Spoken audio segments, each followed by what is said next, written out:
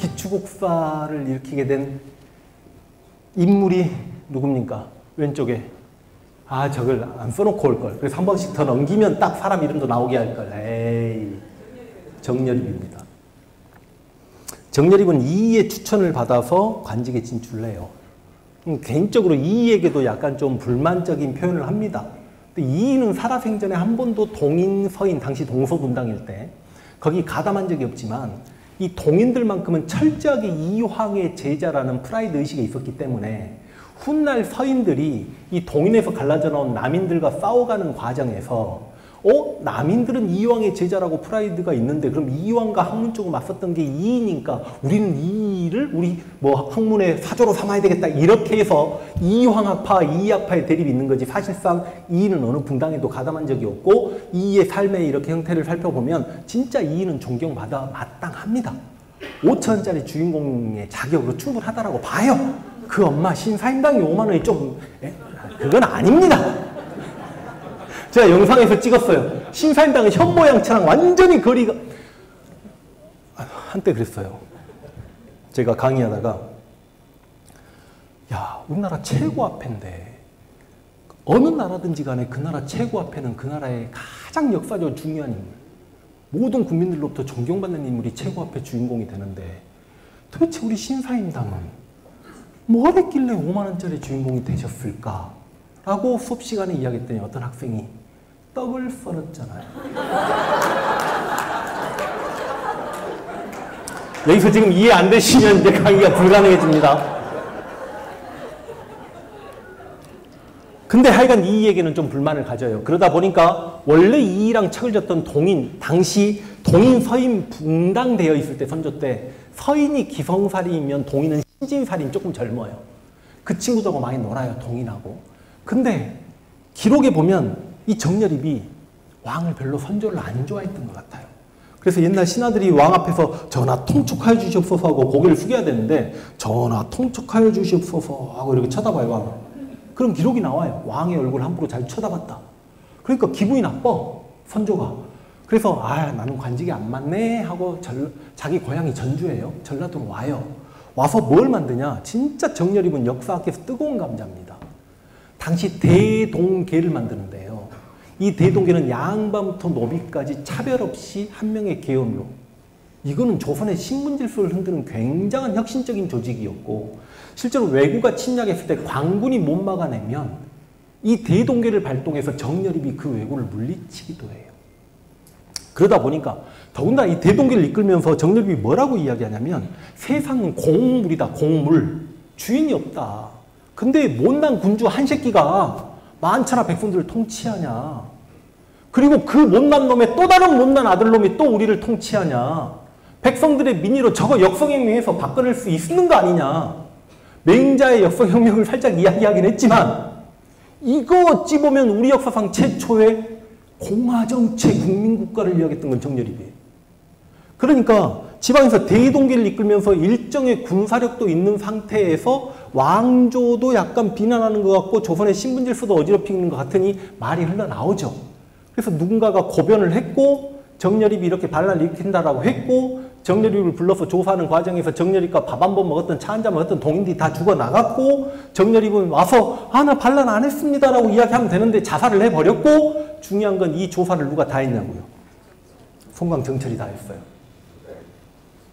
그래서 정여립 모방 사건 기축옥사를 이야기하면 그 기축옥사로 호남에 글리는 소리가 끊겼다라고 하는데 그 글리는 소리를 끊기게 만든 사람이 송광정철이에요. 그래서 송광정철의 별명은 동인백정이에요. 동인을 얼마나 많이 죽였으면 동인백정. 바꿔서 이야기할까요? 전라도 백정이에요. 당시 전라도의 가장 힘있는 집안이 광산 이씨 집안의 이발 집안입니다. 우리 역사 우리 선배님 앞에서 막 이런 얘기 하려니까 지 역사는 이제 저보다 훨씬 더 고수실 텐데 그 이발 집안을 아재 구족까지 멸해버립니다. 선조가 이발과 사이가 안 좋았던 정철이 앞장서가지고. 근데 제가 지금 이 정여립이라는 인물은 이제 뜨거운 우리가 고민해볼 만한 그래서 정여립의 모방 사건 등으로 인해서 뭐 동인이 훗날 이제 정여립이 그렇게 날아가고 나중에 이제 선조가 중전마마 사이에 태어난 아들이 없으니까 후궁 뭐 임해군, 광해군 막 있었을 거 아니에요.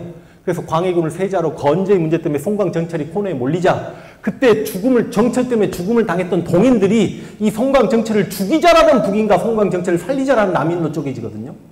그래서 그 동인이 북인과 남인으로 쪼개지는 게 정재림 모방 사건 때문이었다라고 우리가 이야기합니다, 보통.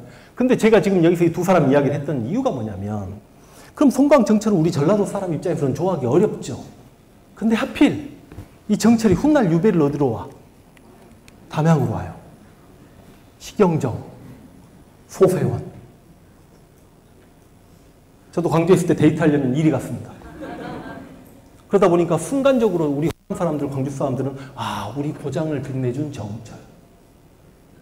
근데요, 제가 지금 여기 카메라 돌아가고 있으면 조심스럽긴 한데 제가 이 기초곡사를 이야기하면서 제 영상에서도 송광정철에 대해 상당히 비판의식을 갖고 이야기를 했는데 어머니가 절에 다니시는데 어찌저찌 해가지고 아, 이 할머니 아들이 황연필이다라는 걸 주변 분들이 아시게 됐어요. 근데 잘 지내시던 어떤 할아버지 한 분이 굉장히 저희 엄마를 공격해요. 내가 정철의 멧돼손인데 당신 아들이 우리 할아버지를. 그래서 제가 실제로 그래도 역사 강의 이렇게 하면서 참 하고 싶은 말은 다 했다라고 생각했는데 생각보다 그렇게 고소고발은 많이 안 당했어요. 많이 안 당했던 이유가 뭐냐, 사실 저는 정말 공부를 많이 했습니다. 지금 이 자리도 있지만 저랑 같이 연구하고 자료 찾아주는 선생님이 저한테 했던 말 중에 가장 고마웠던 말이 뭔 말이냐면 너는 역사를 강의하기에 책을 보고 머리로만 암기하고 강의를 하는 게 아니라 머리로 집어넣고 난 다음에 한번 가슴으로 느끼고 난 다음에 강의한다. 그래서 내가 널 존중한다. 그러니까 그 정도로 책도 많이 보고 공부를 많이 해서 실제로 역사를 공부할 때는 어떤 주제를 공부할 때마다 그 주제에 대한 전공자가 있습니다. 그 주제에 대한 전공자에게 비판을 받을 수 있죠. 내가 모든 영역의 전공자가 아니니까. 그런데 그 분야의 전공자도 나의 강의를 보고 있다고 생각하고 저는 공부를 하고 강의를 해요. 그러니까 예를 들어서 정조 강의를 했습니다. 정조 강의를 했더니 지금 민주당 국회의원이죠. 정조 전문가. 누굽니까? 수원에. 예? 갑자기 생각이 안 나요. 아, 국회의원 이름은 생각 안 날 수도 되잖아요. 네? 김준영 교수가 그때 국회의원 되기 전에 전화가 와요. 서로 통화를 하고 있었고 얼굴도 한번 뵀으니까. 아, 정조 강의를 하자마자 전화가 오네. 불편하게 받았어요. 봤더니 황 선생, 내가 정조를 생각하는 것과 당신의 생각이 나랑 같아.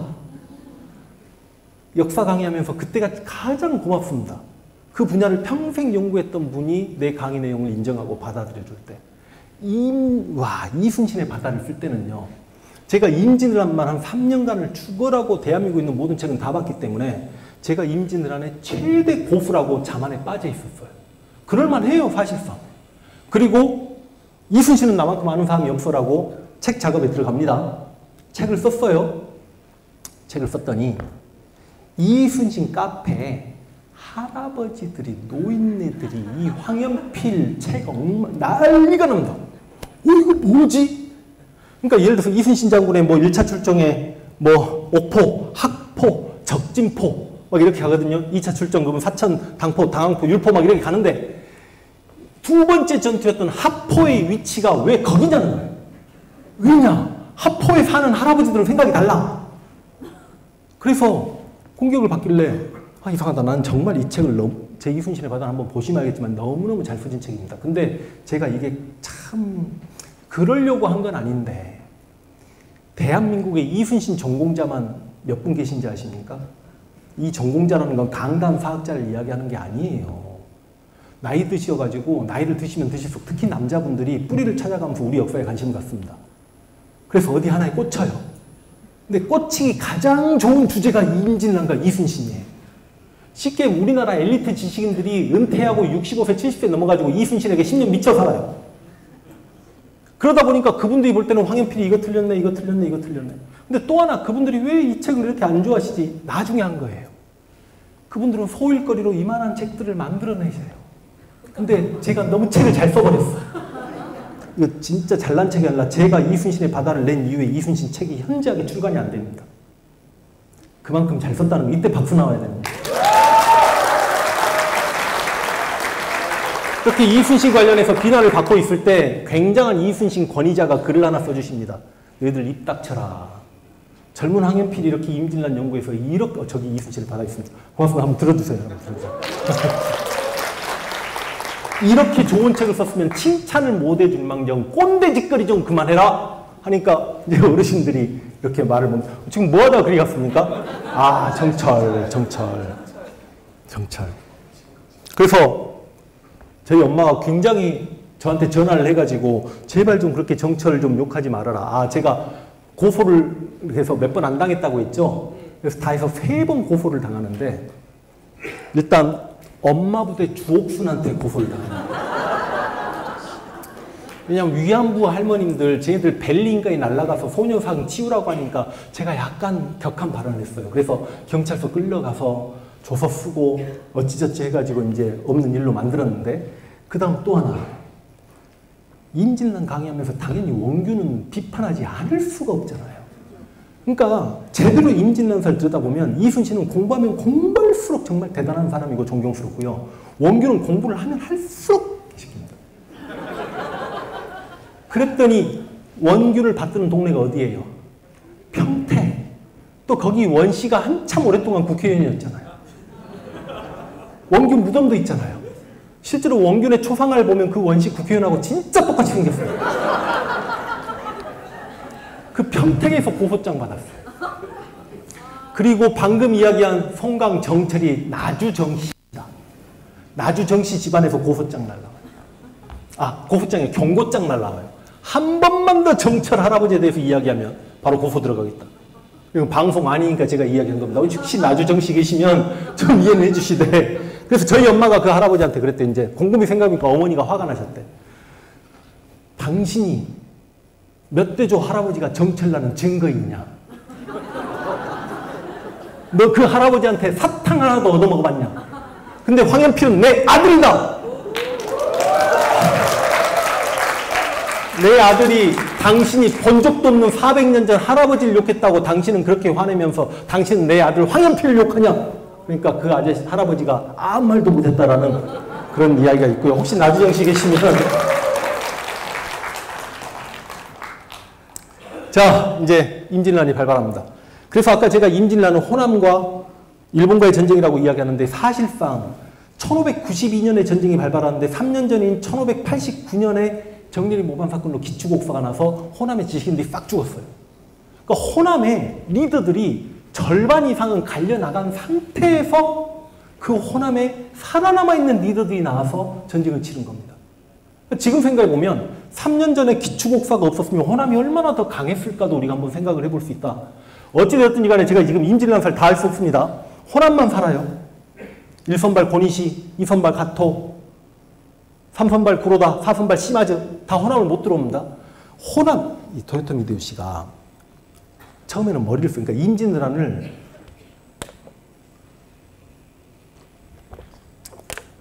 임진왜란이 있고 3년간 휴전이 있고 정유재란이 있잖아요. 사실상 이 첫 전투였던 부산성 정발장군이 지켰던 그리고 동래성 송상현 전투가 장군이 지켰던 그 부산성과 동래성은 주민들을 100% 학살합니다. 근데 그 이후에는요. 생각보다 일본군들이 조선인을 안 죽여요. 왜 안 죽였을까요? 도요토미 히데요시가 조선에 보낸 장수들에게 각 도의 관찰사의 직을 줘요. 우리 도지사님 직을 준 겁니다. 이해되시죠? 그런데 그때 조선의 8도 중에 물론 서울이 있는 한양이 있는 경기도가 제일 중요해요. 그래서 경기도는 자신의 양아들 우키타에게 맡겨요. 그리고 다들 아시겠지만 소수행장 권희씨가 평안도까지 올라갔고 가등청정이 함경도로 올라갔으니까 함경도는 가토고 권희씨는 평안도고 뭐 구로다가 황해도고 시마즈가 강원도고 그래요. 시마즈가 더 유명하죠. 전쟁 잘해요. 근데 전라도를 누구에게 맡겼는지 아세요? 전라도를 고바야카와라는 인물에게 줍니다. 당시 시마즈는 나이가 있었지만 고니씨, 가토, 구로다 뭐 다 20대에서 30대 장군들이었어요. 근데 당시 고바야카는 나이가 60이 다 돼. 고바야카가 일본의 전국시대 120년 동안에 5손가락 안에 든다라고 이야기하는 사람도 있어요. 어마어마한 장수입니다. 그 고바야카와가 유일하게 아들 우키다 말고는 토요토미 히데요시랑 1대1로 서신을 교환받는. 그 고바야카에게 호남을 주는 이유는 뭘까요? 호남이 가장 곡창지대니까. 고바야카를 존중하는 거죠. 네가 호남 먹거라. 근데요, 각도가 점령당했어. 전라도만 살아요. 그래서 제가 순천 와가지고 이것만 2시간 강의했어요. 전라도가 어떻게 사냐? 우리는 왜 호남 사람인데 전라도가 어떻게 살았는지 몰라요. 제 임진란 강인 중에 임진란 때 호남만 살아남았던 이유가 나와요. 그 호남을 살린 사람이 누굽니까? 근데 우리가 몰라요. 이게 진짜 이게 역사교육도요, 현재의 시각에서 과거를 바라보잖아요. 근데 특히 임진왜란사는 어떤 임진란 때 역사적 인물이 어느 고향의 어느 지역의 인물이냐가 너무너무 중요합니다. 그 지역이 얼마나 잘 나가냐, 그래서 앞에 살고 있었던 조상들을 얼마나 선양하냐, 아니면 집안이 어떤 집안이냐. 우리 장성씨 봐. 내가 장성씨여서 그러는 게 아니라 방송해야 됩니다. 또 하나, 임진란 때 언제까지 살아있었냐. 임진란이 끝나고도 살아있는 장군들이 자신에 대한 기록을 줬고, 한국전쟁 끝까지 살아남아가지고 책을 얼마 전에 죽었던 백선엽이가 한국전쟁 지가 다 한 것처럼 그렇게 조작을 해버리듯이 임진란도 그래요. 들여다보면서 굉장히 충격을 받는데 1592년 임진년만 놓고 이야기하면 이순신보다 더 영웅입니다. 황진이. 근데 황진 고향이 전라도 남원이에요. 제가 여기서 황진 이야기는 해드릴 수 없잖아요. 혹시 제 영상에서 황진을 한번 보세요. 우리 조선사에 이만한 장수가 있었다는 게 충격적일 거고, 우리가 임진왜란사를 보면 조총 몇 방 쏘면 도망가 버리는 그 경상도 지역의 전투만 보다가 전라도에서 황진이 이치 전투라든지 아니면 독상선 전투라든지 충청도의 안성의 죽주상, 경기도 안성이죠. 죽주산성을 빼앗는 전투라든지, 그리고 2차 진주성 전투라든지 이런 전투들을 보면 와, 진짜 영계소문 양만춘 그런 인물이 황진이에요. 실록 자료를 제가 다 제시했습니다. 그때. 그 실록에 보면 황진이 죽었을 때 조야의 모든 백성들이 슬퍼했으니 우리 조선의 장수 중에 고금의 중국의 용장에 비교할 만한 유일한 장수가 황진이라고 나와요. 그래서 실제로 이순신 장군께서 임진란이 발발하기 전에도 전라자수사였지만 임진란이 발발하고 나서 삼도수군 통지사 된 건 그 다음이기 때문에 풍계는 1년 동안 한 계단 올라가거든요. 이 황진은 종육품이었어요. 지금 저기 화순 능주 지역의 현감입니다. 지방갈로 치면 최말단. 근데 1592년에 청충도 병마사가 돼요. 몇 계단을 뛰어오릅니까? 그러니까 전투 기록이나 이런 거 보면 그냥 날아다니는 사람. 근데 예를 들어서 그럼 호남이 어떻게 지켜졌냐? 웅치는 뚫립니다. 굉장히 일본군이 고바야카가 고생하고 뚫리는데 고바야카 부하 안코쿠지라는 스님이 와서 막혀요. 이치는 고바야카가 직접 옵니다. 이걸 황진이 다 막아내요. 그러면 우리가 임진란사를 보면 임진란 3대 대첩이 뭐죠? 이순신의 한산도 대첩은 그렇다 칩시다. 근데 사실상 한산도 대첩보다 부산포 회전이 규모가 더 크고 저리도 회전이 규모가 더 크고 명량 대첩이 규모가 더 커요. 그럼에도 불구하고 완전히 조선의 제해권을 장악하게 된 계기가 된 게 한산도 대첩이니까 한산도 대첩을 조선의 임진란의 3대 대첩으로 주는 것 같아요. 그런데요, 행주 대첩은 권율 장군이 행주성에 침략해온 3만의 병력을 몇 시간 막아요? 10시간 막았어요.